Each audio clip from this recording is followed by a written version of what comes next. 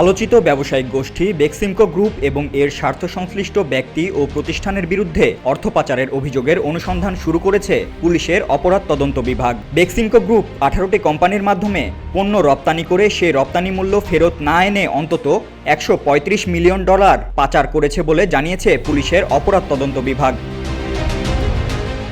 সিআইডির ডেটাবেস অনুসারে অ্যাপোলো অ্যাপারেলসের মাধ্যমে প্রায় $23 মিলিয়ন, বেক্সটেক্স গার্মেন্টসের মাধ্যমে $24 মিলিয়ন, ইন্টারন্যাশনাল নিটওয়্যার অ্যান্ড অ্যাপারেলসের মাধ্যমে $25.2 মিলিয়ন এবং এসএস ফ্যাশনের মাধ্যমে $24.39 মিলিয়ন পাচার করা হয়েছে। এর সবগুলোই বেক্সিমকো গ্রুপের অঙ্গ প্রতিষ্ঠান।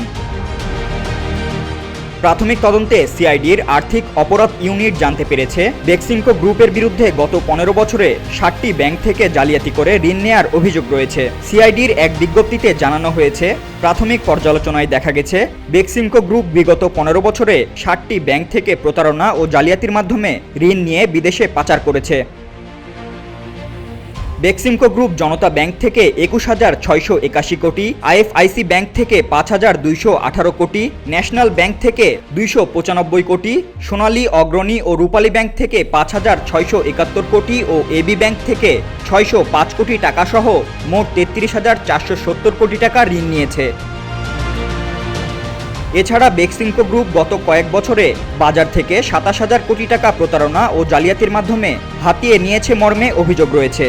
শুধু তাই নয়, অভিযোগ রয়েছে সৌদি আরবে যৌথ বিনিয়োগে প্রতিষ্ঠিত বেক্সিমকো ফার্মাসিউটিক্যাল বেশিরভাগ অর্থ বাংলাদেশ থেকে ওভার ইনভয়েসিং, আন্ডার ইনভয়েসিং ও হুন্ডির মাধ্যমে পাচার করেছে।